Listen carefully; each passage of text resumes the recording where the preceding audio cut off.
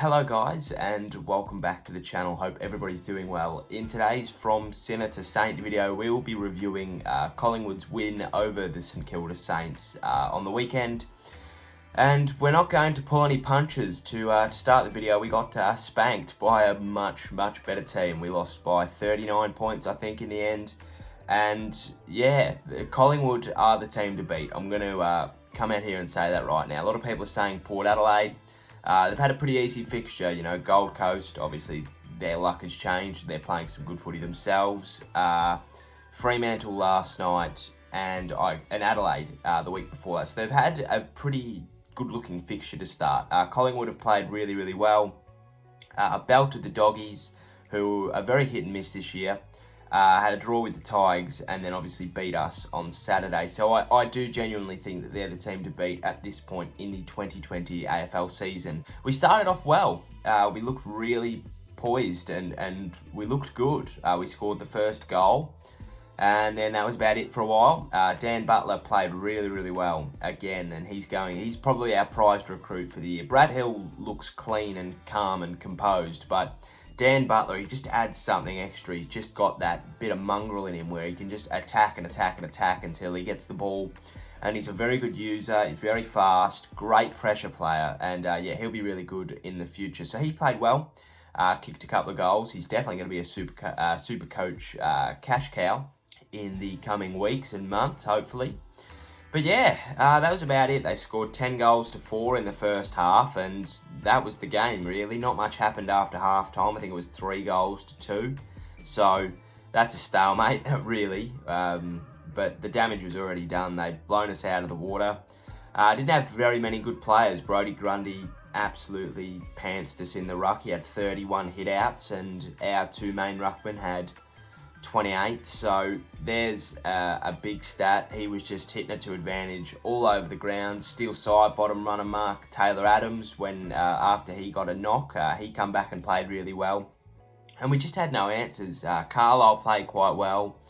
Who else played well? Brad Hill played all right. Gresham and Jones were thereabouts as well. We just didn't have that edge that we had against the Doggies, and it's a bit of a shame. But I think Dan Butler was probably our best player. Carlisle was pretty close. Ben Patton played well. Jonathan Marsh, very interesting selection. I think that we probably should have brought in another small defender, like Jimmy Webster or Dylan Robertson. Obviously, they have a very small forward line. You know, Stevenson, Elliott, Varco. Was he playing? I can't quite remember, but they've got a small enough forward line to cause damage, and when you bring in Jonathan Marsh to slot up forward, leaves a hole in your back line, doesn't it? So yeah, Carlisle and Howard can only do so much. Dougal Howard dropped a lot of marks and we turned it over a lot, but that's neither here nor there. We were very fumbly, very rattled with the footy. We didn't quite know what to do with it, and it led to a lot of turnovers, which in turn led to a lot of scoring shots. So that's just something to work on during the week before we hit the Tigers. Same time, same place on Saturday. It's actually at Marvel, so it's not the same place, but it's the same time. Hopefully there's no COVID interruptions this week, but yeah, hopefully we can bounce back against the Tigers. Full preview coming on Friday with that game. But yeah, I'm excited for... This is only a bump in the road. As I said, Collingwood are the team to beat. And I'll look at my iPad here, but we did play quite well. As I said, Hill with 25, Carlisle with 20 for a defender is really good. He played high up the ground, 75% disposal efficiency, that's fine. Caulfield played quite well as well. But yeah, as you just go down sort of the fantasy list, doesn't get any better. Hind and Wilkie didn't really hit their straps. Long and Membry, they played all right, but didn't really get going. That's the same with Loney and Marsh. King played well. He was taking some really good marks. He's going to be a great player. When he puts on some more weight and some more muscle and he's taking those marks that he's otherwise dropping at the moment, he's going to be fantastic. And that all comes with experience. You know, he's in the right spot all of the time. He just can't quite take the marks that we need him to take at the moment. But yeah, they obviously played well, real well. Side bottom, Maynard, he played well in his 100th game, so well done to him. Grundy, of course, played fantastically well. But yeah, if we look at the other stats, I'll just go again. we were thereabouts really. Disposals were pretty close. Disposal efficiency was pretty close, but the inside 50 efficiency and the inside 50s, they were close as well, which makes it very, very interesting. They had 40 and we had 34, but they had 24 shots from their 40, whereas we had 13 from 34. So it's just all about that really, isn't it? We just couldn't get going when we had it forward. We turned it over a lot, like 62 times a lot.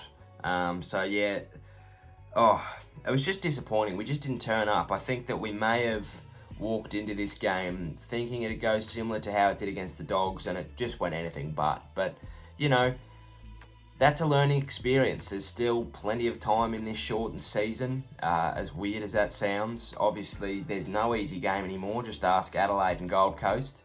And even Carlton, they absolutely embarrassed the Cats for the first 3 quarters there. Obviously, they nearly let it slide. But, yeah, I'm really excited for the Tigers. They're obviously not having a fun time at the moment. They've scored 10 goals in 2 games since the restart. We've scored 19 goals in 2 games. So, what does that mean? We'll win by 5 goals. Here's hoping. But yeah, no, I think that'll do it. That's my review.